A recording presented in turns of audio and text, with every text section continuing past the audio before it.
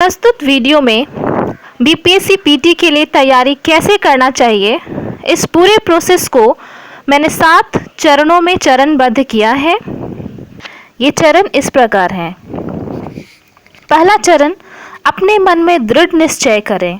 दूसरा चरण, परीक्षा पैटर्न को जानें। तीसरा चरण, पाठ्यक्रम या सिलेबस को जानें।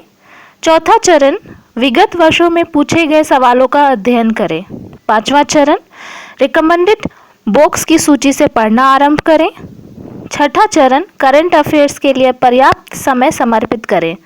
सातवां चरण, मॉक टेस्ट के माध्यम से अभ्यास करें।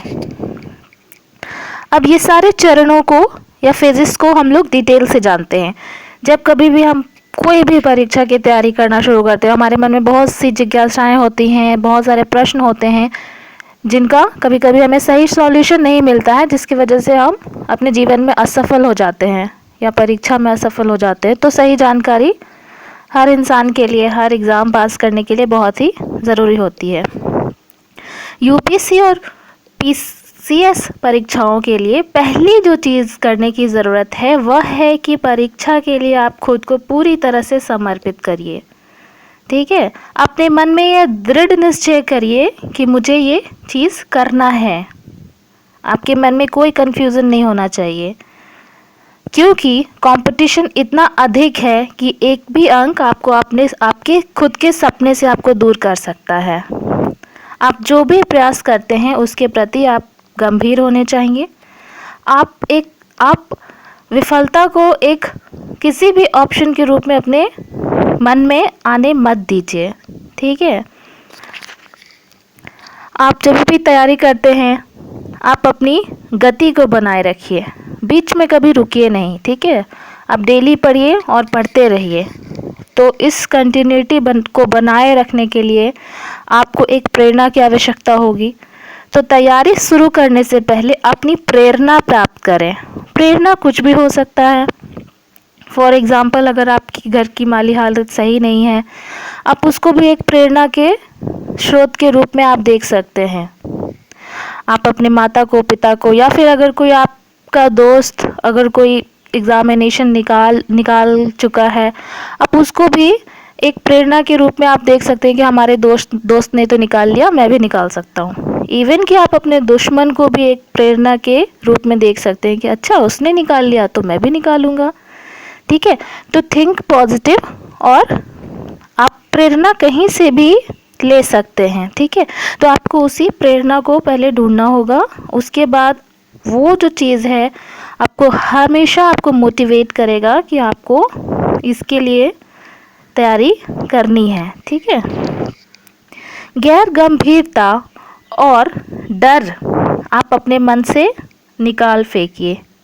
ठीक है, मानसिक तौर पर हमेशा आप आश्वस्त रहिए कि आप कड़ी मेहनत करेंगे और अंतिम मेरिट सूची में आपका चयन संभव है। सुना भी होगा आपने, डर के आगे जीत है। जैसे एग्जामिनेशन हॉल में भी आप देखते हैं कि एग्जामिनेशन के दिन कभी कभी 1/3 हॉल खाली ही रहता है, लोग एग्ज़ाम देने नहीं आते हैं। वो चीज़ क्या है?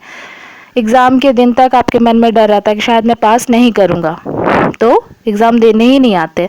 वो चीज़ नहीं होना चाहिए। आप अपने मन में दृढ़ निश्चय करिए कि हाँ, मैंने फॉर्म भरा है, मैंने तैयारी की है, मैं एग्ज़ामिनेशन दूंगा और मैं एग्ज़ामिनेशन पास करूंगा।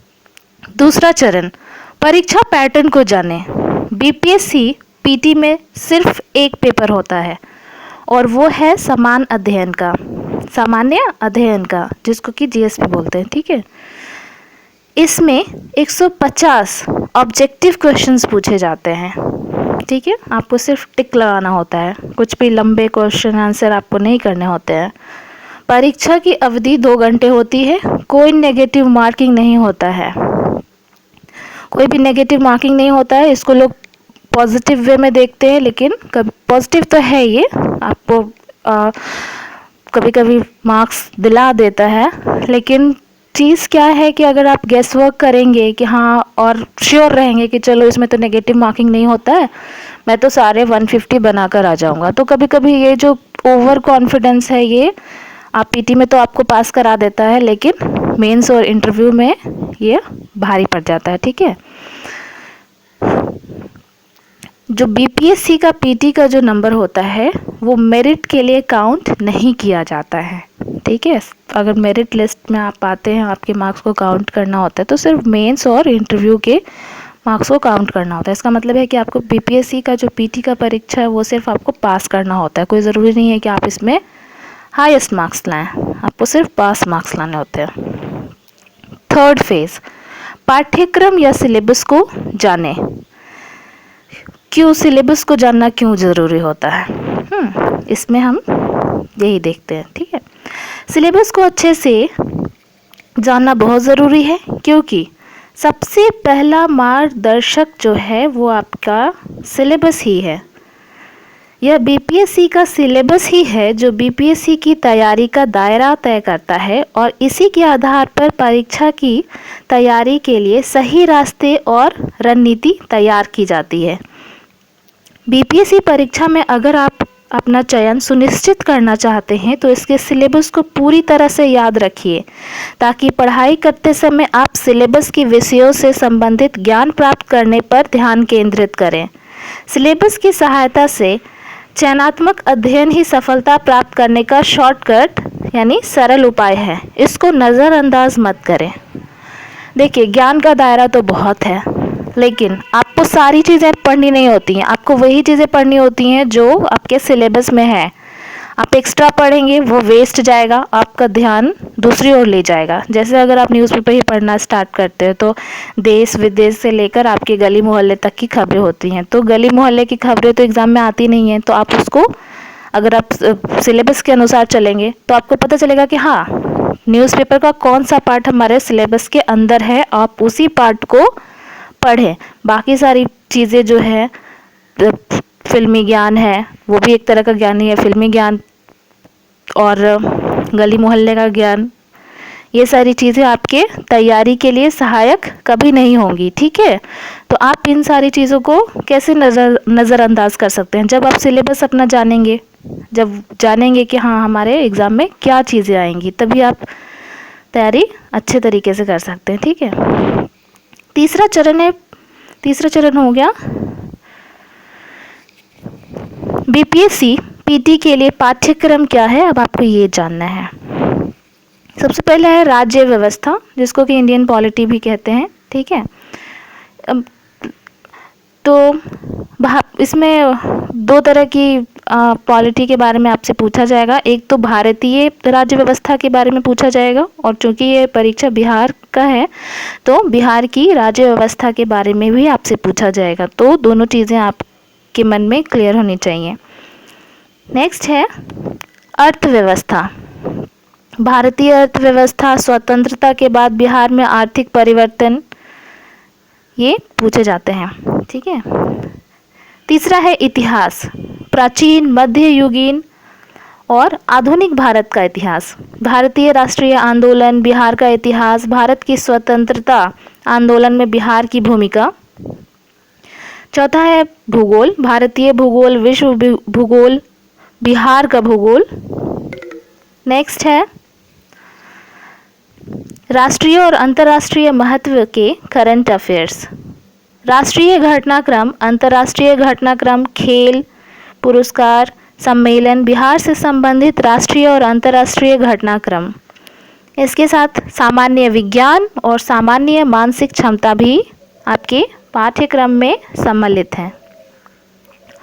प्रश्नों का वितरण किस प्रकार होता है? भारतीय राज्य व्यवस्था से 10 से 15 प्रश्न आते हैं, भारतीय अर्थव्यवस्था से 10 से 15 प्रश्न पूछे जाते हैं, बिहार में आर्थिक बदलाव से संबंधित 5 से 10 प्रश्न पूछे जाते हैं, भारत का प्राचीन इतिहास 5 से 10 क्वेश्चन आते हैं, भारत का मध्यकालीन इतिहास से 4 से 5 क्वेश्चंस, आधुनिक भारत का इतिहास से 5 से 10 क्वेश्चंस, भारतीय राष्ट्रीय आंदोलन से 12 से 15 क्वेश्चंस, बिहार का इतिहास 5 से 10 क्वेश्चन, भारत की स्वतंत्रता आंदोलन में बिहार की भूमिका 8 से 10 क्वेश्चंस आते हैं। ठीक है, नेक्स्ट है भारतीय भूगोल से 8 से 10 प्रश्न, विश्व का भूगोल से 5 प्रश्न, लगभग 5 प्रश्न ज़्यादा या कम भी हो सकता है। बिहार के भूगोल से 7 से 10 क्वेश्चंस, करंट अफेयर या राष्ट्रीय घटनाक्रम से 10 क्वेश्चन, करंट अफेयर्स या अंतर्राष्ट्रीय घटनाक्रम से 10 क्वेश्चन, करंट अफेयर से खेल पुरस्कार सम्मेलन बिहार से संबंधित राष्ट्रीय और अंतर्राष्ट्रीय घटनाक्रम से 10 क्वेश्चन, सामान्य विज्ञान से 20 क्वेश्चन, सामान्य मानसिक क्षमता से 10 क्वेश्चंस पूछे जाते हैं। ठीक है। चौथा चरण है विगत वर्षों में पूछे गए सवालों का अध्ययन करें। इसका अर्थ है प्रीवियस ईयर क्वेश्चंस का आपको अध्ययन करना चाहिए। ठीक है। पिछले वर्षों के प्रश्न पत्रों के अध्ययन से आपको सवालों की एक प्रकृति और कठिनाई के स्तर का एक अनुमान लगता है। पिछले वर्षों के प्रश्न पत्रों के अध्ययन से जिन क्षेत्रों में अक्सर प्रश्न पूछे जाते हैं उनका आपको पता चल जाएगा।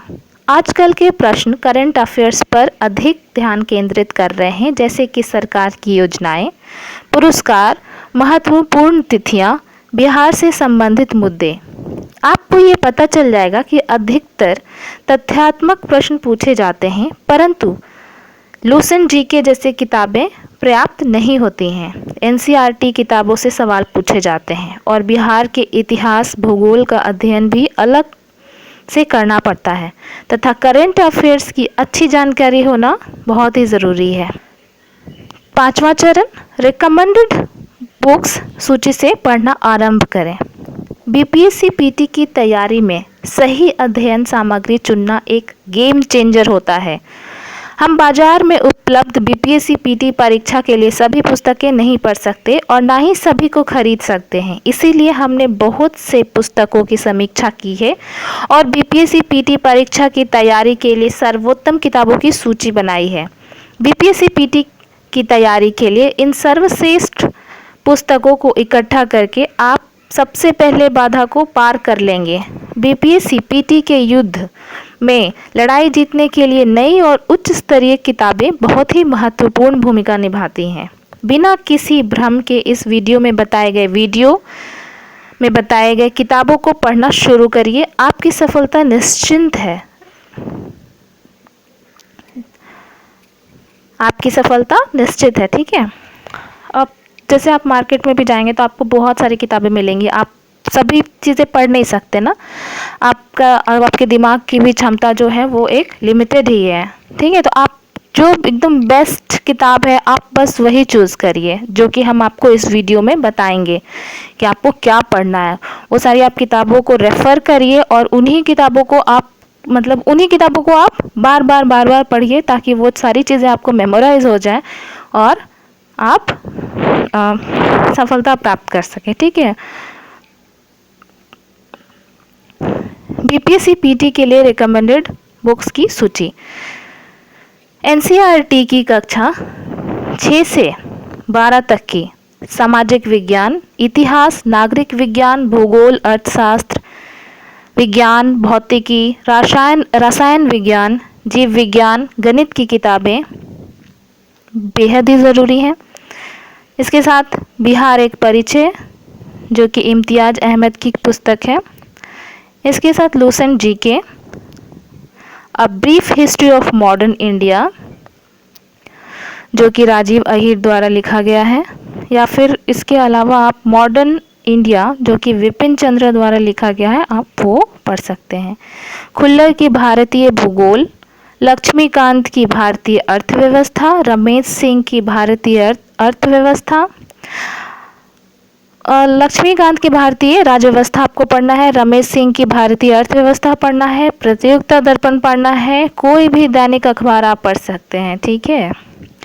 लेकिन वही है, आपको उसमें भी आपको देखना पड़ेगा कि दैनिक अखबार का कौन सा पार्ट आपको पढ़ना है, वो हम आपको बताएंगे। डेफिनेट ट्यूटोरियल्स की स्टडी मटेरियल और वीडियो यह देखना बहुत इम्पॉर्टेंट है। डेफिनेट ट्यूटोरियल्स का टेस्ट सीरीज़ ये भी बहुत इम्पॉर्टेंट है।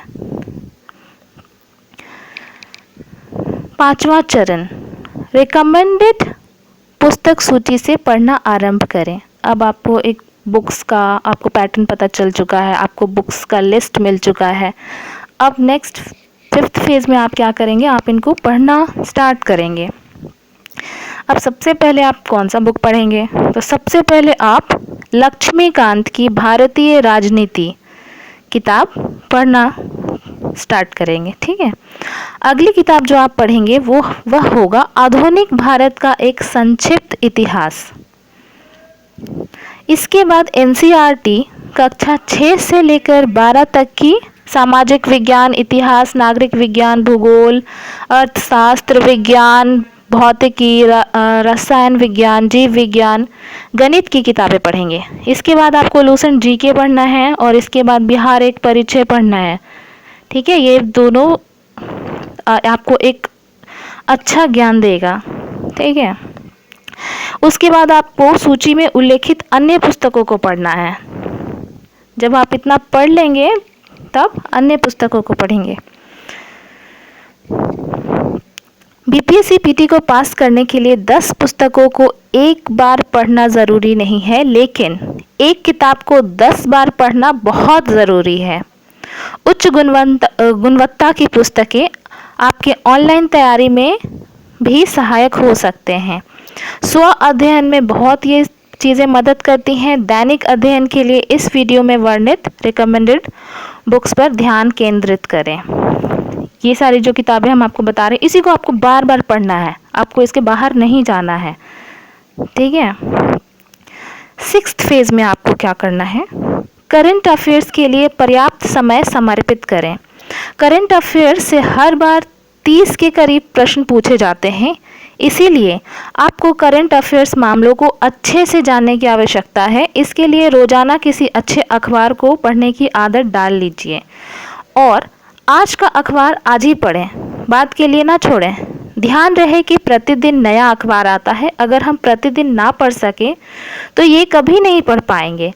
दैनिक 2 घंटे समाचार पत्र को दीजिए।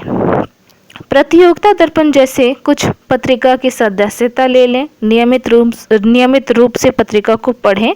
ये आपके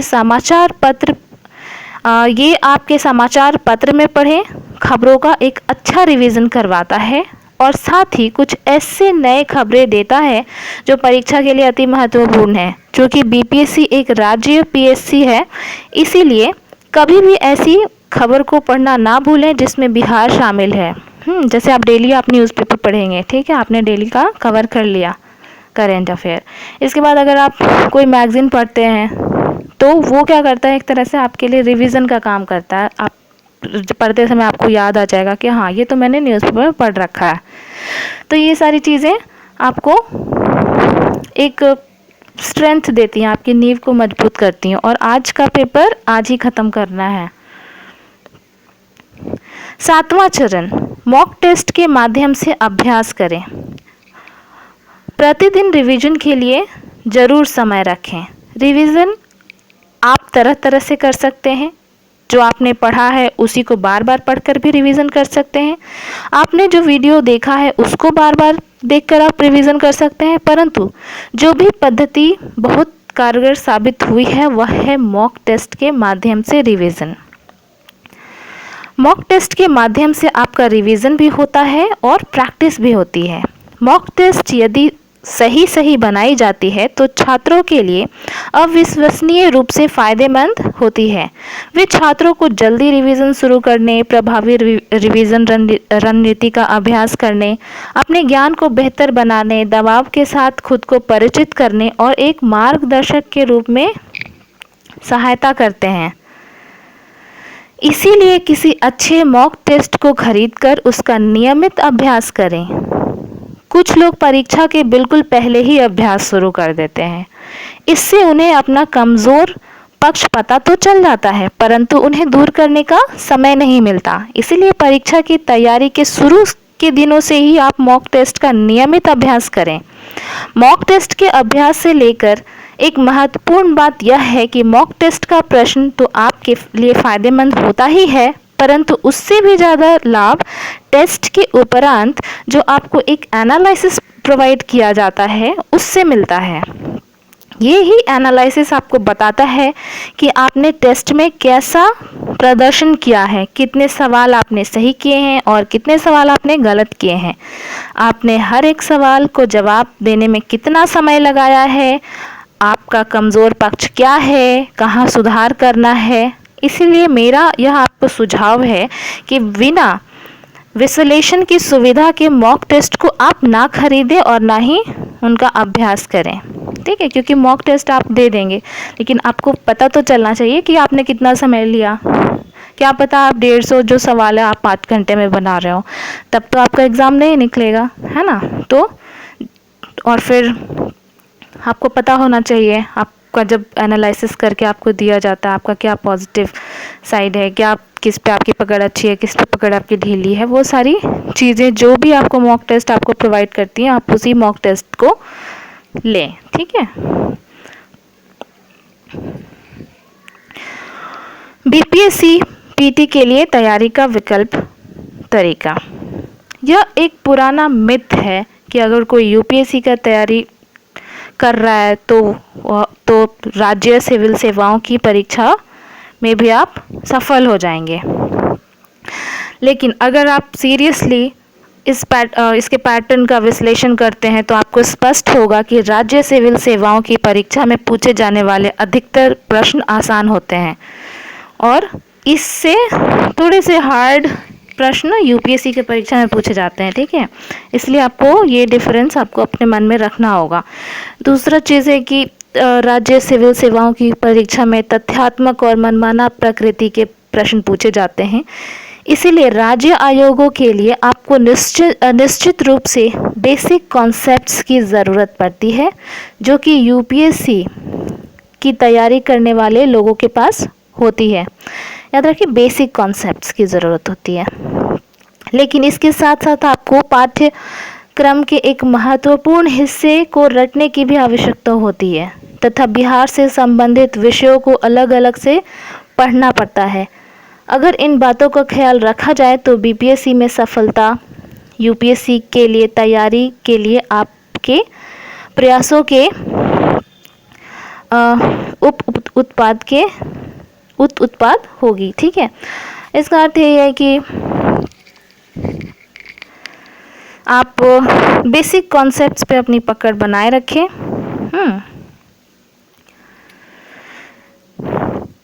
एक और बहुत ही इम्पोर्टेंट जो लोगों के मन में जिज्ञासा या प्रश्न होता है वो होता है कि क्या मुझे तैयारी करने के लिए कोचिंग चाहिए। सफलता प्राप्त करने के लिए आपको उचित मार्गदर्शन, रणनीति और अपनी तैयारी का नियमित रूप से मूल्यांकन करने के लिए एक ईमानदार तरीका चाहिए। कुछ अच्छे कोचिंग केंद्र आपको ये प्रदान कर सकते हैं, लेकिन इंटरनेट के युग में ऑफलाइन कोचिंग क्लास एकमात्र विकल्प नहीं है। अब आपका पहला कार्य यह है, इस वीडियो को बार बार देखिए जब तक कि इस वीडियो की सभी बातें आपको याद न हो जाएं। वीडियो को लाइक करिए और अपने दोस्तों के साथ आप शेयर करिए। आप हमारे YouTube चैनल को भी सब्सक्राइब करिए।